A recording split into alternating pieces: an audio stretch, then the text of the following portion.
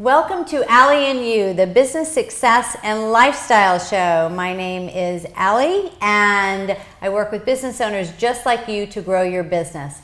Now today you are in for a treat because we have a true serial entrepreneur that has built $100 million company, $200 million company, and done it really quickly. And why is this great? It's because it's an inspiration for you to see that you can do this too. So don't go away, right here on Allie and You.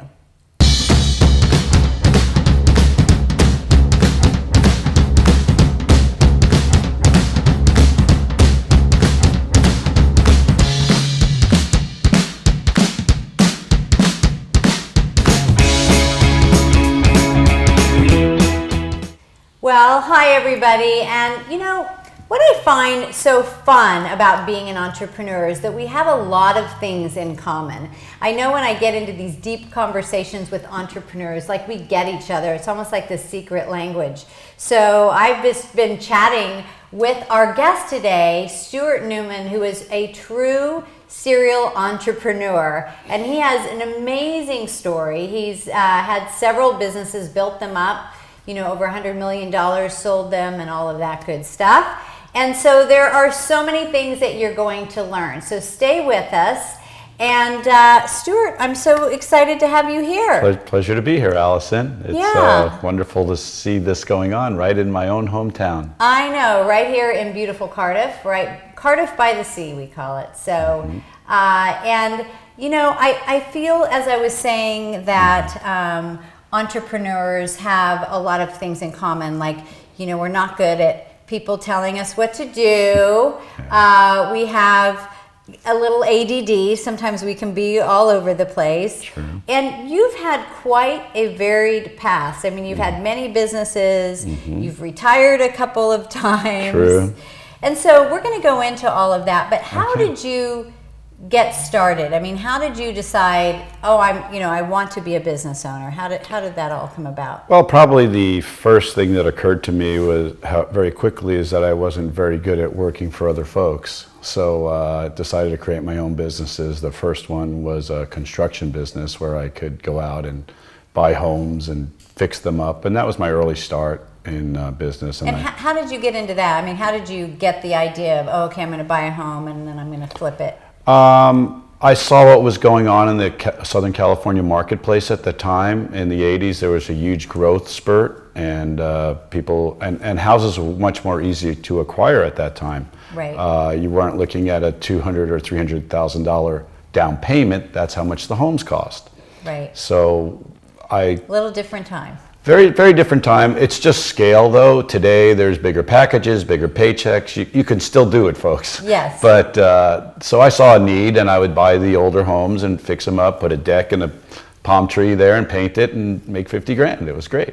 Yeah. Well, that was very smart. So you had that idea of, well, you buy something and then you fix it up and sell it for more, which really is what business is all about, right? Basically, making a profit. I like profit. That's kind of important. Right? And then if I continue on, so I just took that, and then I started doing 2 and 3 homes per year, and then I started to have a crew, and then I became a general contractor and then a developer where I was buying the land and building the homes.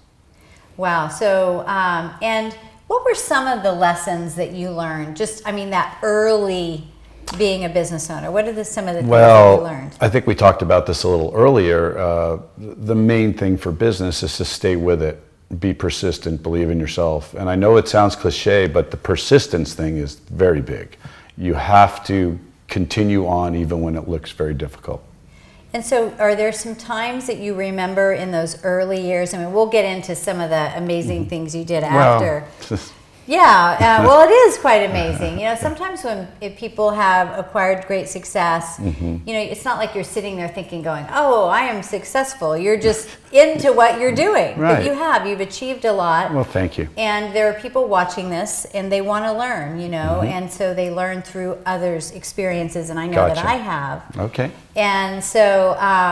as have I. Yes. And so what, like, you know, in the beginning, even when you started building that company, you had to you had employees. Right. You had to be able to delegate and all of that. So Right. do you remember some of those early experiences and lessons? Oh, absolutely. You know, there was many times you couldn't get materials at the right time. Projects were held up. There was environmental impact reports that would set you back. Struggles, always struggles. I worked very much with a lot of the Hispanic people and neighborhoods, and so a lot of the Mexican guys were my foremen, and we had a little language stuff sometimes, but it was all part of the process. It became very organic, but again, as I said earlier, you just got to keep going through it. Right. But I mean, it doesn't just happen. It doesn't just happen, and I think the difference, though, because the statistics show that there's a very high chance that you could fail in business. Oh, absolutely. But what I really think is that it's not so much failure; it's that people quit. Right. Right. It's amazing how good your luck gets when you work hard. Yeah. Very, very old axiom. And so let's say you came up with, you came to a roadblock. Right. Which sounds like there were many. Oh, yes, tremendous roadblocks. And so oftentimes we get overwhelmed by it and we're like, I can't handle this, I'm done. Right. And so it sounds like you're wired very differently to find a solution. Well, not every time is it perfect, but definitely you got to see it through. You got to see the bigger picture. You got to see the other side. So Right. if you keep going, generally you will, I believe you succeed. It's Yes. just not giving up, and we go back to the persistence thing. I think that's the key to most business success. Yes, yeah. When I started my advertising agency that I had actually here in San Diego, one of the clients that I was trying to get was Charlotte Roos. And they used to be based here in San Diego. Right. They've sold since, but I called the owner so many times, Larry Lawrence, that he called me back and he goes, I'm just calling you so you'll stop calling me. Exactly. And they became my biggest client. Well, congratulations. And Yeah. there's your persistent nature and your entrepreneurial spirit coming through. Yeah, so I do think that's a common theme that does run through. So let's go beyond that, because you've created some amazing things. Yeah, a couple of things. So tell the story about the phone card and Okay. how all that came about. Absolutely. Well, I was, after selling the construction and development company, I moved over to Hawaii for some time and had some kids, and then it was time to move back in around 94 or so. And while I was over in Hawaii, I had some Japanese friends who were in the telecom phone card business, and they were really showing me that this is something that would be great for the US. Now, at that time, phone cards were only used with chips that you put in phones, and travelers to Europe were used to them, and Australia or what have you. But the United States payphones only took coins. So Right. I had the idea of, why don't we try to have I had a little software background, so a stored database with the memory of the financial value. So in other words, you could get a PIN number that accessed the stored database, and when you dialed the 800 number and put in the PIN, it said, you have $10, make a call. And So it would track how much you were spending Right. based on that PIN code. Right. And what year was this? this would have been around 94. Okay. 94, 95, I partnered with AT&T and WinStar in Dallas and did that development. And then there was a company called MCI at the time. I remember that was one of my first accounts. So, There you go. but you were doing phone cards for them. I was doing greeting thank you cards for them. Beautiful. See? Yeah, that was so- a great company till it wasn't. Yes. But yeah, so I created that, and then no one ever heard of like a phone card or how to use it, and people. I remember those. Do you Yeah. all remember the phone cards with the PIN code and everything? I Yeah, mean, that was sure. That just made it so easy. And also, if you had kids and so forth, and you didn't want to send them money, you could send them the phone cards. Well, there was that. Plus, it made it affordable.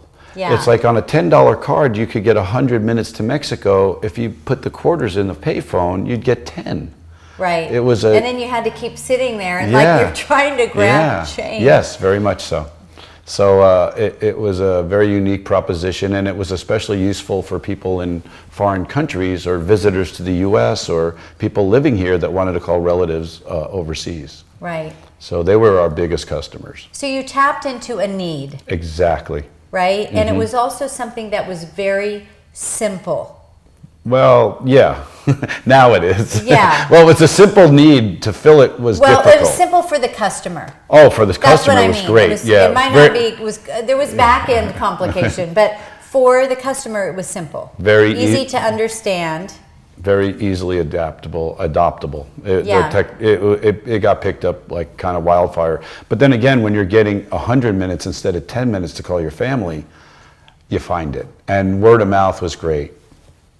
And of course, this was before social media and cell phones and all of those things. Right. So you actually had to really sell. Yeah, and have a decent product and have it serviced. See, in the beginning too, with the phone cards, the switches weren't big enough to handle the traffic. So I had to have Nortel build me some very special giant switches to handle that.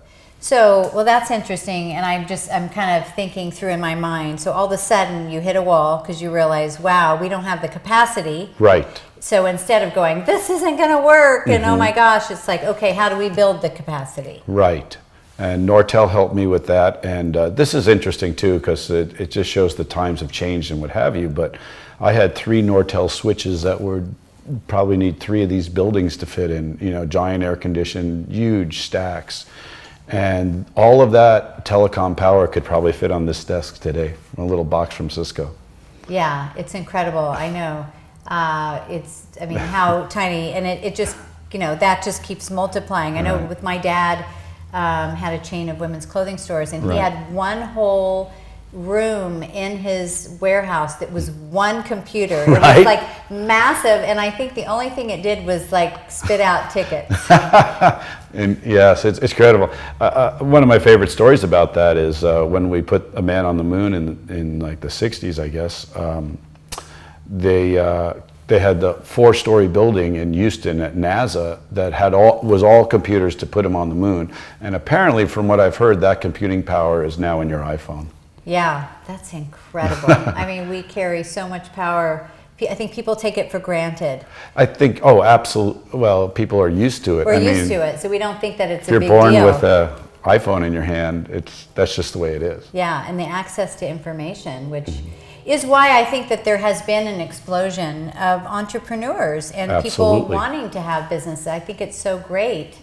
And so when you were thinking, because I'm just trying to break this apart a little bit. So when you have this card, this idea, you want to get it out to as many people as you can. Absolutely. You all that are watching this, you have a product and you're wanting to get it out to as many people as possible, and one of the ways you do it, of course, is social media. But we talked about earlier that you said, well, who are the people that are already talking to the people that we need to reach? So it's kind of shifting your mind to think what's the fastest way to get this into the hands of customers? So for those phone cards, you were wanting to sell it to like the convenience stores and things like that, right? Very much so. I studied distribution in the U.S. I needed to access the convenience stores and the little markets called bodegas in the heavily ethnic neighborhoods. And I said, who's bringing what to these stores? So naturally there used to be lots of newspapers, magazines, tobacco. And so I got in touch with ARA Services, who was the biggest distribution company in the U.S., and wound up going to their convention and convincing them to carry the cards. And then there's other big distribution houses like McLean Distributing. And so that's how we got it in. And then once we got it in, it was so popular that I hired independent distribution. We had independent people in each major city with their own trucks. We no longer needed them. Okay, so that's some interesting things. So I'm going to kind of back up a little bit. Sure. Because if you all are thinking of finding a distributor, you want to find people that already have a relationship, so that helps you break in, right? Very much. But some of the challenges I know with that is a distributor might have many products. Oh, absolutely. And so you're kind of competing against, if they're going to go in and sell something, right. what are they going to be promoting first? There's lots of problems with distribution. Yeah. What are some of the biggest challenges you had? Oh, well, you're sending them to the distributor in Florida and he's shipping them to New York for less money than the guy in New York is selling them for and steals his market. There's that kind of a problem. Okay. The other problem with distribution can be you have to price right, because if I'm selling you a phone card for $10, you give me $10. If I give it to a distributor, he has to get it for $5, and then he has to give it to the store for $7.50. Everybody has to make money. And then they have to double that. Right. So too. when you keystone it along the way, it's so you have to be very conscious of your pricing if you're using a third-party distribution. So then you shifted from distribution to having your own reps. Right. Which a lot of people do. They start with distributors and then bring it in-house. Absolutely. You And just so cut out that level of profit loss. And you're probably more connected to these people. They Oh, yeah. feel more secure. For better or worse. Right, yeah, well, there's definitely can be some pros and cons. But you have more control over 100%. the customer service, the delivery, 100%. all of those things. Yes, absolutely. And it also created a family, really. I mean, and we talked a little bit about motivating teams and having people. If you have everybody kind of in-house as much as you can, and treat everybody very respectfully, and no matter who they are in the organization, they get the same amount of respect. You go a long way. It does go a long way. I know Absolutely. Sometimes we feel like it has to be really complicated with our teams, and you have to kind of do all these special things, and really it's just be nice. Yeah. Like be nice. I mean, of course you have to be clear on what it is you want, and Right. I think sometimes there's communication breakdowns. As you know, everybody that works for you, they have different personalities. People process information differently. Absolutely. Right? Different And you paces. can have misinterpretations of things. 100%. That's definitely happened to me. And so learning how to communicate what you really want to see happen, or your ideas around things. And I mean, that's in any relationship though, right? Well, I guess so. Sure. Communication is key to all of it, and understanding and being truthful and honest about it. It's like if the job isn't performed correctly, it's like, okay, this didn't go well, but why don't we try it again, or try it this way, and then there's just so many times you can do that, obviously, but by being open and honest, that's how you get results, right? Right. Instead of flipping out. Well, there's that, and then I do have a lot of friends that are CEOs and C-level people that, they tend to take themselves very seriously.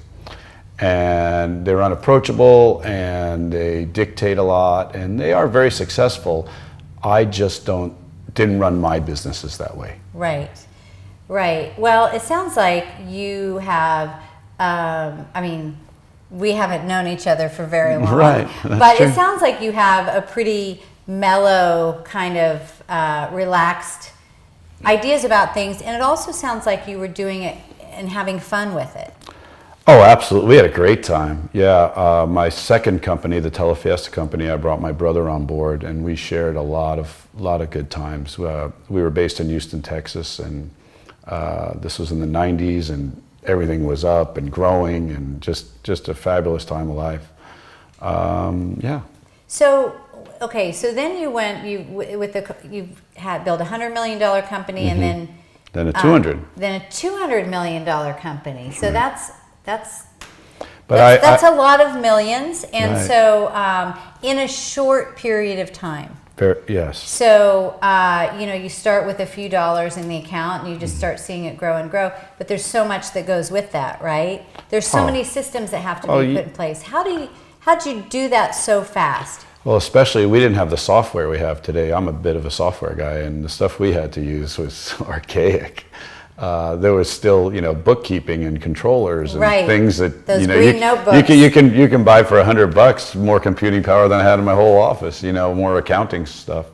But you have to put the systems in place. It took a long time. I mean, relative to the way we look back, it seems like, it was so fast, but it really wasn't when you're in the thick of it. And 4 or 5 years, it was really a lot of it.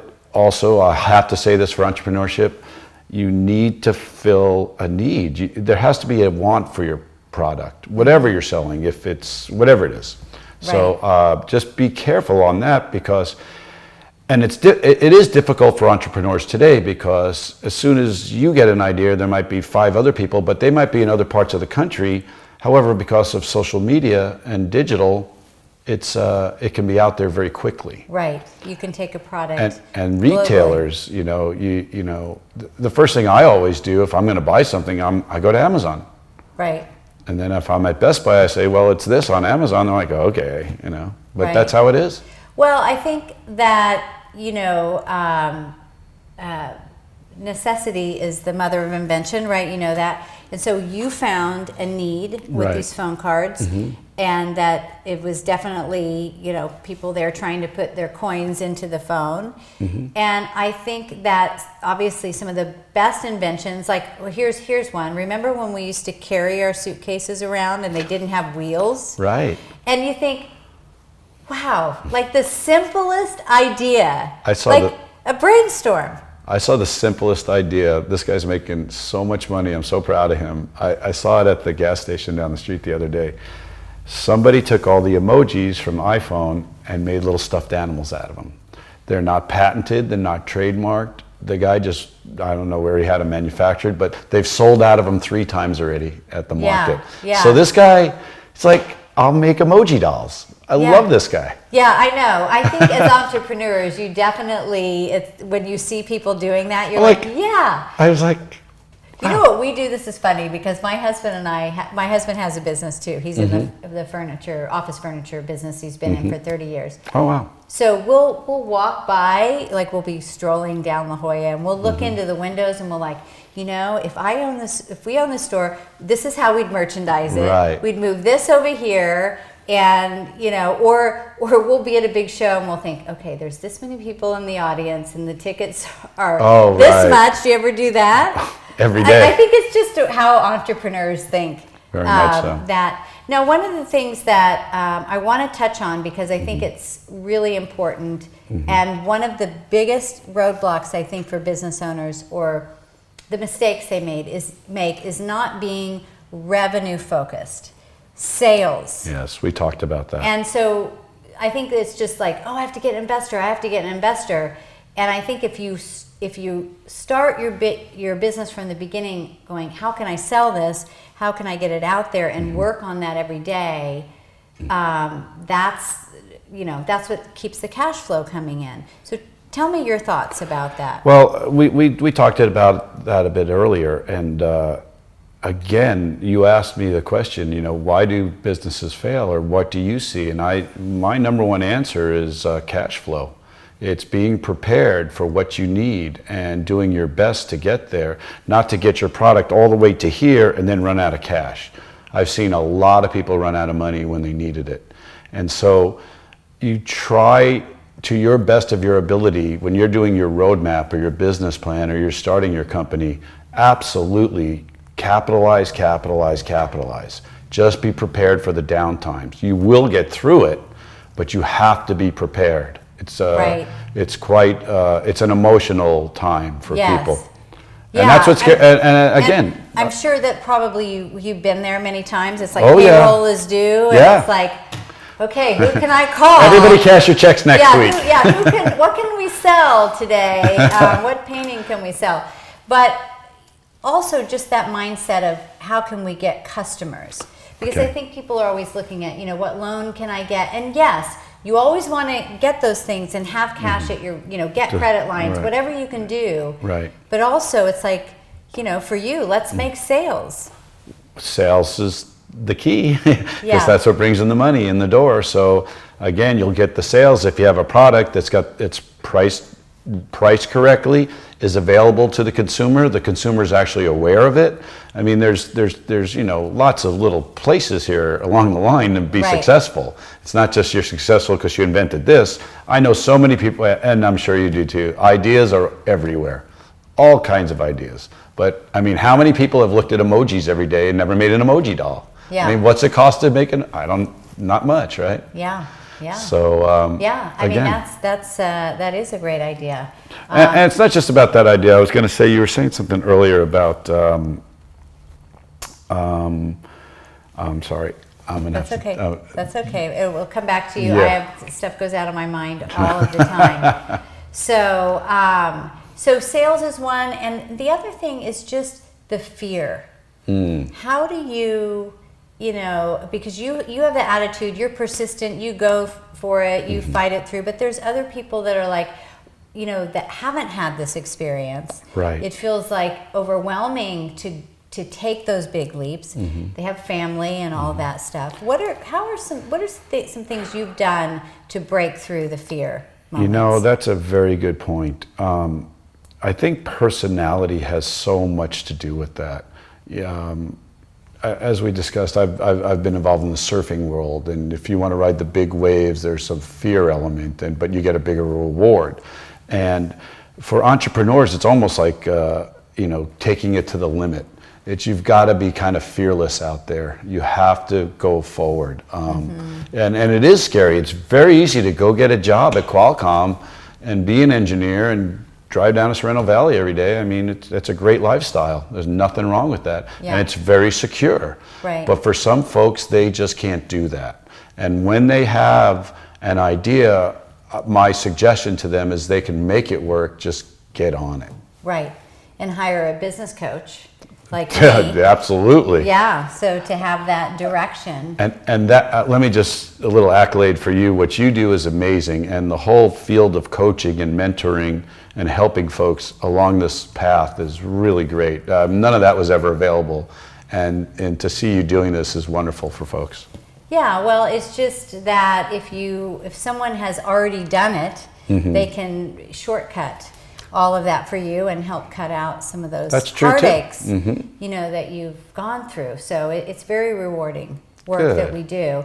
But I like something that you said, because if you're on a wave, where you have to go for it. You can't go, wait a minute. No. Like the wave is going to come. The recriminations don't come into effect if you're going down the face of a very large or skiing, you have to Either go way, anything. Right into it. You got to go straight down the mountain. Right. And then you see that you get to the other side. And hesitation can be a big problem. Yeah. So when you're going for it, keep going. Keep going. Yeah. So let me ask you this, because I think this is a good. I'm having so much fun. I love this. This is so cool. Decision making. Yes. I would say is it in the top 3 of skills for business owners. 100%. Because if you, for you would have to go, I'm going to do this, or okay, let's go for it. Even if it was spending a decent amount of money on certain things, right? Or you would miss opportunities. 100%. Right, and so it's trusting that gut, because a lot of people are like, well, let me think about it for a while, and then most times don't ever take action. Right, and along with that, let me say this: it's being decisive, but also one of the most powerful words in business is no. Yeah. Someone makes you an offer, I'll clear out your inventory, but I'll only give you 50 cents on the dollar, and you could use that money, but sometimes no is a very powerful word to use in business. Right. It can save you. Well, because if you're going to take it at, pennies on the dollar, then you're doing it sometimes out of fear. Yes. Right? Exactly. And so when you make a decision out of fear, right, it usually bites you in the butt later. I would agree with that sentiment.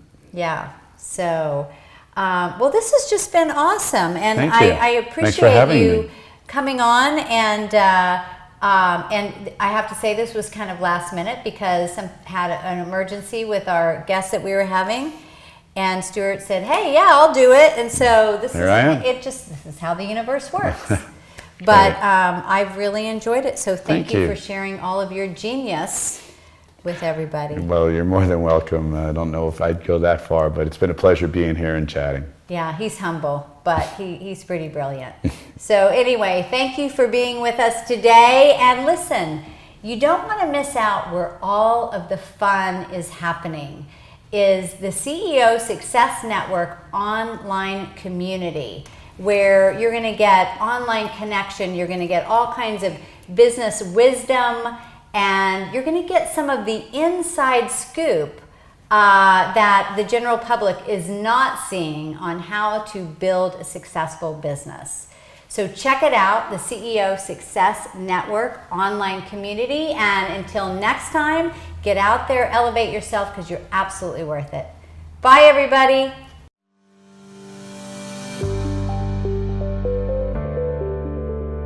Join Allison Maslan CEO Success Network online community.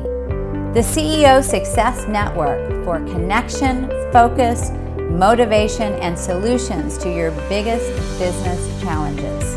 Get strategies, tools, and inspiration to drive your business forward. Get access to insider interviews with business world influencers, only for community members. Get the latest tips and strategies on revenue streams, marketing, sales, team building, time management, systems, and more. Enjoy monthly group hot seat calls with Allison. Private weekly video success tips from top business leaders to members only. Access the CEO Success Network Facebook group where people are connecting and sharing and supporting one another's growth. Share resources, tips, strategies, networking with other business owners. Allison is phenomenal. She's just a fearless leader who continuously gives us everything we ask for. We've gone from $2,000 months to $130,000 months.